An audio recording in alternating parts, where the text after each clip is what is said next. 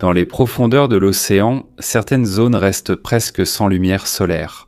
Un lieu plongé dans l'obscurité, extrêmement froid, où la pression peut écraser l'acier comme une canette.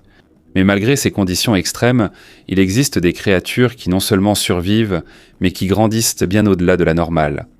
C'est l'un des mystères les plus étranges des profondeurs océaniques, ce qu'on appelle le gigantisme abyssal.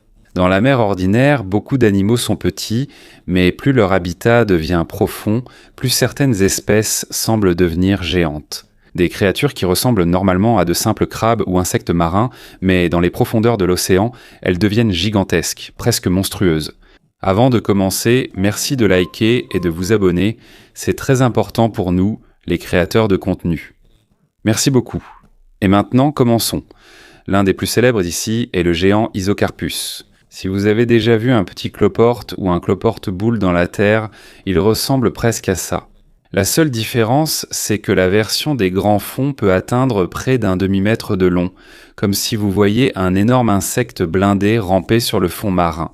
Selon les biologistes marins, ils vivent dans les parties très profondes des océans Atlantique, Pacifique et Indien.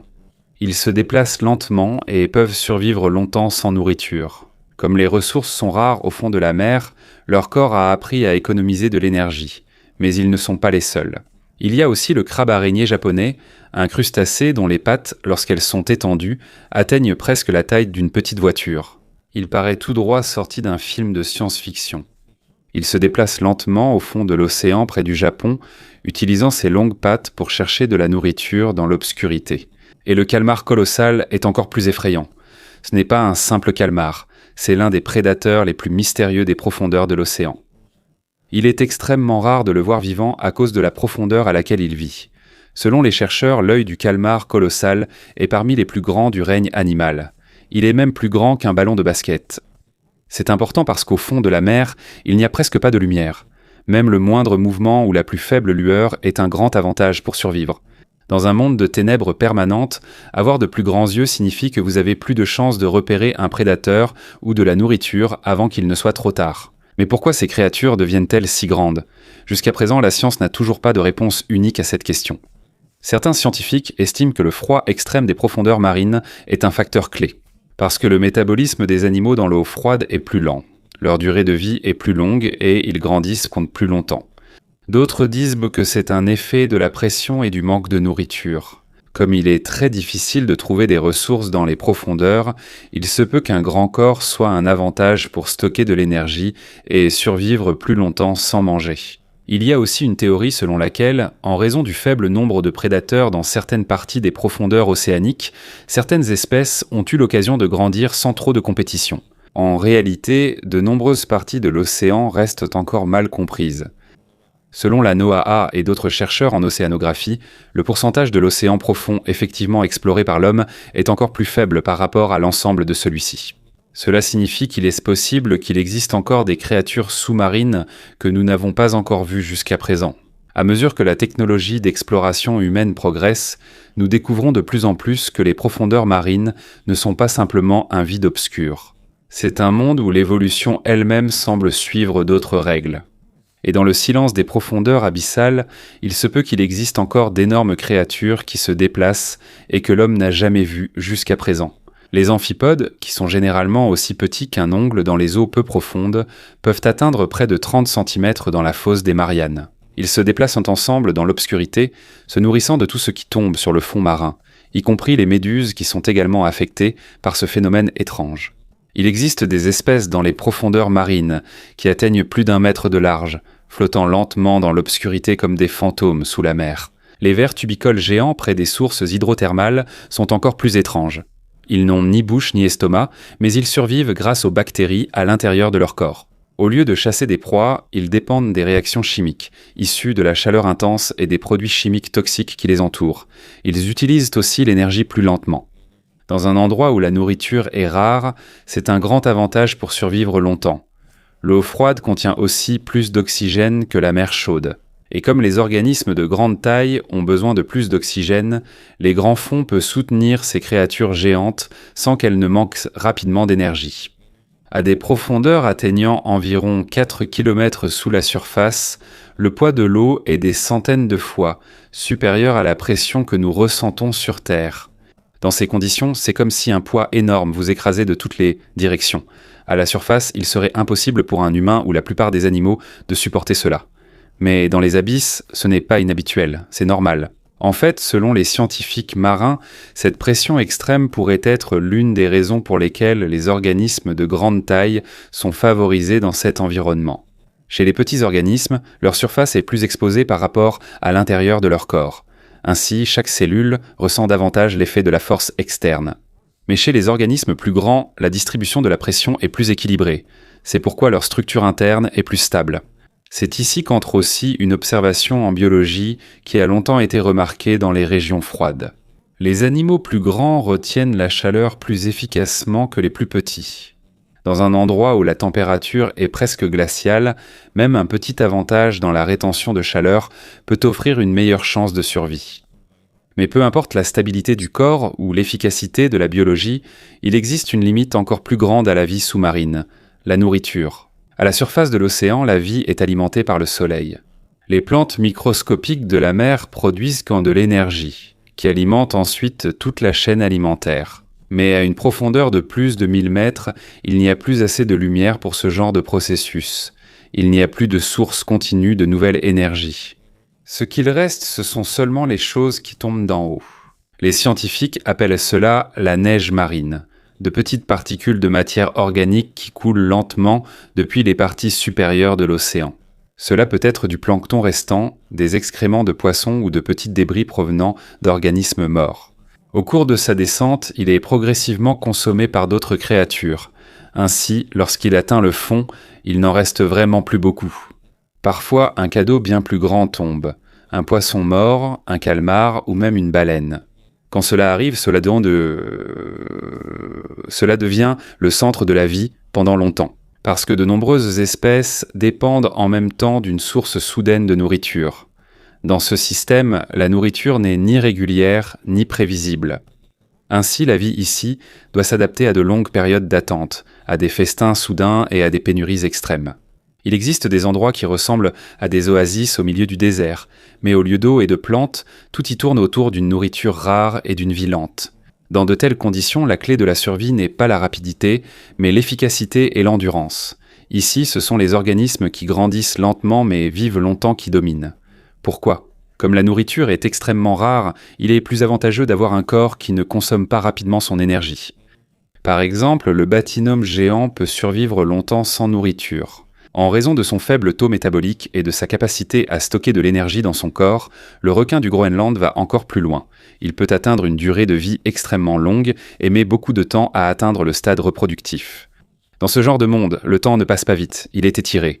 C'est comme une vie en pause qui attend simplement la prochaine opportunité. Cette stratégie de vie lente offre également un autre avantage, éviter la compétition. Tu n'es pas en train de courir après les cycles rapides des écosystèmes de surface. Au lieu de cela, tu as ton propre rythme, plus stable, plus long, une utilisation des ressources plus contrôlée. Mais il ne s'agit pas seulement de nourriture et de temps, cela concerne aussi la protection. Dans la zone de minuit, il y a moins de prédateurs que dans les eaux peu profondes. Et ceux qui sont ici sont souvent des spécialistes de l'embuscade. Ils comptent sur la surprise plutôt que sur la poursuite. Il y a des baudroies qui utilisent donc la lumière pour attirer leur proie. Le poisson-dragon agit dans l'obscurité totale et l'anguille-pélican avale sa proie d'un coup. Malgré cela, les corps plus grands sont plus difficiles à pénétrer ou à attaquer. Le bathynomes géant, par exemple, a une carapace dure comme une armure. Tandis que le crabe-araignée japonais utilise sa taille et la longueur de ses pattes comme défense et pour intimider. Dans les parties plus profondes de l'océan, il existe des créatures qui non seulement grandissent, mais deviennent aussi dominantes dans leur monde. Il y a des calmars géants qui, selon les rapports, rivalisent avec les cachalots et laissent des cicatrices sur leurs corps respectifs. Ici, la taille n'est pas seulement une défense, elle devient aussi une arme. Même certaines méduses profitent de cette forme. En raison de leur taille immense et des toxines présentes dans leur corps, presque aucun prédateur n'ose tenter de les manger. Dans les profondeurs marines, ne pas valoir la peine d'être mangé sert de protection. Selon l'hypothèse du relâchement de la pression de prédation, lorsque les prédateurs sont rares, la pression pour rester petit et rapide disparaît. En eau peu profonde, tu dois te cacher et t'enfuir. Mais dans les profondeurs marines, où les cachettes sont limitées et où les mouvements lents sont la norme, devenir grand devient une stratégie de survie plus viable. Toutes les espèces ne grandissent pas non plus. Beaucoup restent petites et presque invisibles. Cela signifie qu'il existe deux principales stratégies de survie. Soit devenir extrêmement grand, soit devenir presque invisible. Un autre facteur important est la stabilité des grands fonds marins. Pendant des millions d'années, cela n'a presque pas changé. Même froid, même obscurité et même pression. À cause de cela, l'évolution est lente. C'est pourquoi il existe des espèces qui ont à peine changé depuis l'époque des dinosaures, comme l'isopode géant. Il y a aussi moins de compétition par rapport à l'océan de surface. Ainsi, il y a plus d'espace pour que d'autres espèces évoluent. En même temps, de nombreux géants des profondeurs utilisent la stratégie de sélection K. Moins de descendants, mais ils sont plus développés. Comme certains gros poissons qui produisent moins d'œufs, mais avec un taux de survie plus élevé. Les histoires de monstres marins étaient vues comme de simples légendes. Mais grâce aux recherches des scientifiques, il est peu à peu apparu que certaines de ces histoires avaient une part de vérité. Les calmars géants, par exemple, sont rarement vus vivants. La plupart du temps, les humains ne trouvent que des spécimens échoués sur la plage ou pris dans des filets, abîmés, déformés et n'ayant plus leur apparence naturelle. À cause de cela, ils paraissent plus effrayants qu'ils ne le sont réellement. Mais malgré cela, on remarque la taille de leurs yeux et leur bec dur capables de trancher la chair. Au lieu de les voir comme des monstres, il est plus juste de les considérer comme le produit d'une adaptation extrême à un monde presque dépourvu de lumière, extrêmement froid et soumis à une pression très élevée. Mais ce qui est encore plus surprenant, ce ne sont pas les créatures elles-mêmes, mais l'endroit où elles vivent. Moins de 5% de l'océan profond a réellement été exploré par l'homme. Cela signifie qu'il y a une plus grande partie de l'océan que nous ne connaissons pas par rapport à ce que nous connaissons. À chaque descente d'un submersible, une nouvelle espèce, un nouveau comportement et un nouvel écosystème sont découverts.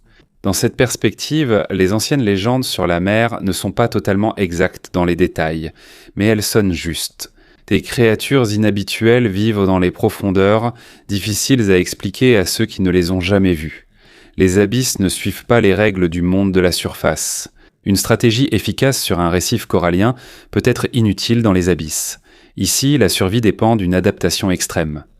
Cela peut être une taille énorme, une quasi-invisibilité, un métabolisme très lent ou une résistance corporelle exceptionnelle. Jusqu'à présent, la science ne sait toujours pas pourquoi certaines espèces deviennent extrêmement grandes, tandis que d'autres restent petites. On n'est pas non plus certain s'il existe une limite à la taille maximale des organismes des grands fonds marins ou si cela continuera d'évoluer à mesure que nous en découvrons davantage. À chaque nouvelle exploration, il y a plus de questions qui surgissent que de réponses. On découvre de nouveaux calmars géants, des amphipodes dans les fosses que l'on croyait autrefois dépourvus de vie et des méduses bien plus grandes que ce que les chercheurs attendaient entrant. L'océan est le plus grand écosystème de la planète, et les profondeurs marines en sont la partie que nous comprenons le moins. Malgré la technologie, cela reste presque inexploré par rapport à d'autres endroits, même sur d'autres planètes. C'est pourquoi jusqu'à présent, la question reste ouverte sur ce qui se trouve en dessous, quelles créatures existent que nous n'avons pas encore vues, et quels types de stratégies de survie sont possibles dans un tel environnement, et dans le silence des profondeurs. Les abysses continuent de montrer que la vie est plus vaste, plus adaptable et plus mystérieuse que tout ce que l'homme avait pu imaginer auparavant. Au bout de tout ce que nous avons appris sur les abysses, une simple vérité demeure. Il y a encore bien plus de choses que nous ignorons que de choses que nous connaissons. Les profondeurs de l'océan ne sont pas un espace mort. Ce n'est pas non plus simplement une partie sombre du monde. C'est un écosystème dynamique où la vie s'adapte constamment aux conditions, ce qui est presque impossible à comprendre pour l'homme ordinaire. Ici, la survie ne dépend pas seulement de la vitesse ou de la force, mais de la capacité à attendre, à économiser et à persévérer, même lorsque les opportunités sont rares. À la surface de la mer, nous sommes habitués au cycle du soleil, aux saisons et aux changements rapides de l'environnement. Mais dans les profondeurs marines, ces facteurs sont presque absents. Le froid est presque constant. L'obscurité est permanente. La pression est constante. Et à cause de cela, la vie ici n'est pas pressée par le changement. Au contraire, elle est lentement façonnée par une stabilité qui dure des millions d'années. Ce type d'environnement explique pourquoi l'évolution ici suit un rythme différent. Ce n'est pas une transformation rapide. C'est un raffinement progressif. comme une forme lentement façonnée pour survivre aux conditions les plus extrêmes de la planète. À chaque nouvelle plongée des scientifiques, ils réalisent de plus en plus que les profondeurs marines restent largement inexplorées. En fait, on en connaît encore moins qu'un tout petit peu. Seule une faible part a été réellement explorée par l'homme. Cela signifie que chaque nouvelle mission sous-marine n'est pas seulement une confirmation de ce que nous savons déjà, mais aussi la découverte d'un nouveau niveau de ce que nous ne comprenons pas encore. Et ici, la vue d'ensemble devient plus claire.